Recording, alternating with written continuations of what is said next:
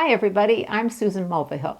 Well, since our garden has been put to bed for the season, I've decided to switch gears for a new series of videos called You Grew It, What to Do with It. So what does that mean?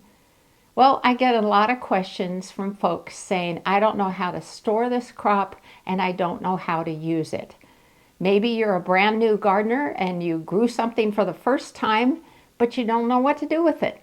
So that's the focus of these videos. And today's crop is going to be beets. I recently posted this harvest photo on my Facebook and Instagram accounts and got a lot of questions from folks asking how to use their beet harvest. And I figure there are probably more folks who have questions too. First of all, my two favorite beet varieties are Golden and Cylindra, which is sometimes called cylindrical. It's really easy to find seeds for both varieties. This year I only grew Cylindra, so that's what you're looking at in this photo. Several years ago I tried out a brand new variety of white beets. And I remember at the time thinking, this is going to be great because I won't get my hands stained like I do when I'm slicing red beets. And then I remembered that, okay, the red beets and golden beets are packed with anthocyanins, and those are natural pigments that have all sorts of health benefits for us. So I did switch back to just growing red beets and golden beets. Let's talk about storing beets. The other day after I had harvested all of them, I hosed off all of the roots to remove the soil that was clinging to them.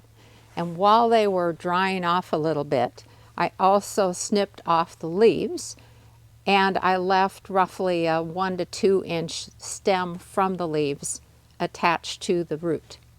I'm going to talk more about the leaves in just a moment. But then what I did is I got a heavy-duty plastic bin, and then I alternated layers of beet roots with layers of lightly moistened straw. Once I was finished with that, I moved the bins into our garage, which is insulated but not heated, so it's very cool in there, and that's exactly what root crops want, especially beets. We have used this method for years and it works great. So what did I do with the beet leaves? Well, I'm embarrassed to admit that for years I had no idea that they were tasty, and so I always used to toss them into the compost pile at harvest time. Well, a few years ago, I decided to try them, and oh my gosh, they are absolutely delicious. So what I do is I usually steam them and add in some sauteed onions, a little bit of butter, and a little bit of red wine vinegar, and you cannot beat the flavor. It is fabulous. So that is my method now, and of course we've eaten them all as side dishes in the last couple of weeks. But the other thing that you can do with beet leaves is you can steam them or saute them, let them cool down, put them into freezer bags, and pop them in your freezer to use for later.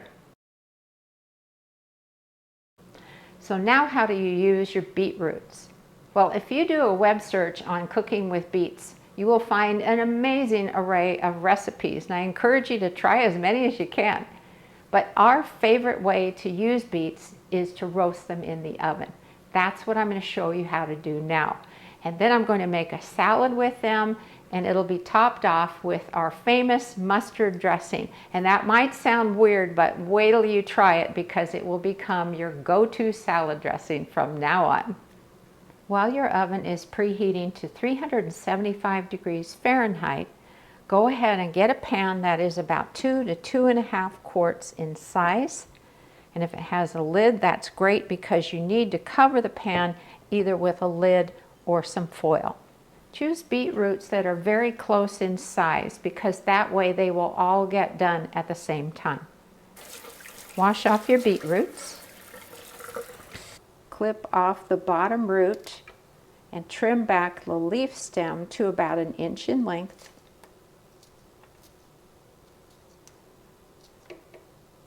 And put it into your baking pan. You don't need to peel the skin off of your beets prior to cooking because you'll find that once they've been roasted, for the most part, the skin just slips right off. Much easier.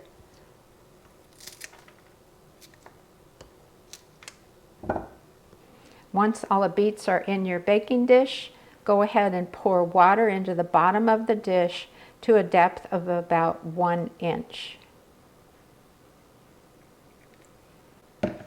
And put on the lid. Put your beets into the oven and set your timer for about 40 minutes.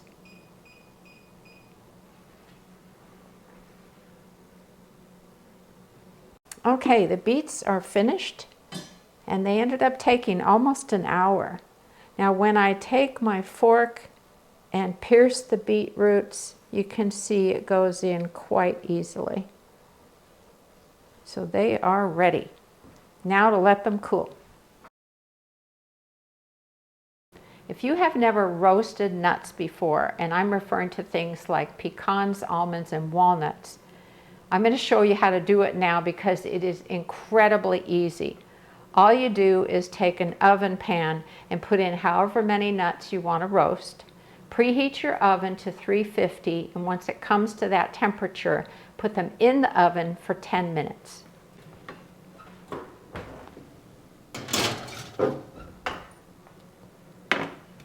Done. That was easy, right? Just let them cool. Let's make that salad. I'm just cutting the ends off of the beet. And if you look here, you can see the skin peeling off super easy. How's that? Just move the skin out of the way. Little part to cut off here. And then I'm just going to cut chunks.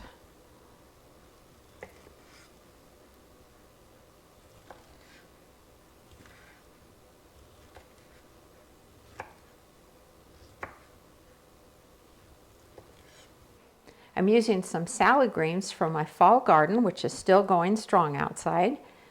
And I've got Bauer lettuce leaves here. This is one of my favorite leaf lettuces. And then this big leaf is a giant winter spinach leaf. Isn't that amazing?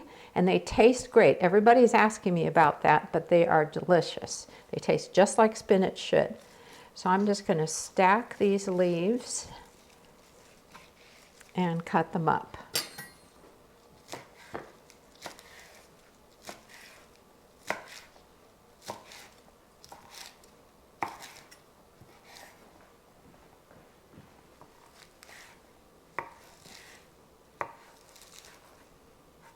And that's reasonable sizes. I'll put those on the plate. Next up are some chunks of the roasted beets.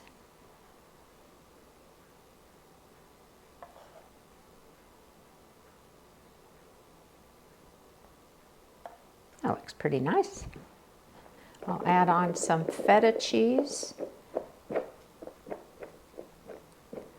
I don't have any goat cheese on hand, but blue cheese would also be wonderful, as would gorgonzola. How about the roasted pecans? And last but not least, the famous mustard dressing. So here are the proportions you need. 3 tablespoons of a light olive oil, 1 teaspoon of balsamic vinegar, 2 teaspoons of stone ground Dijon mustard, just the teensiest dash of salt, and 1 teaspoon of granulated sugar.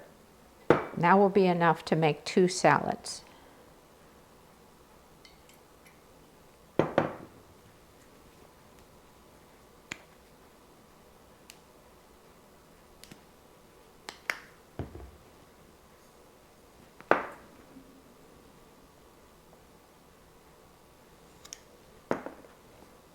Whisk it all together till it's blended well.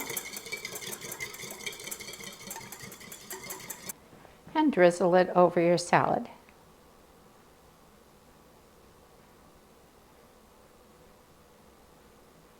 Well, that was fun.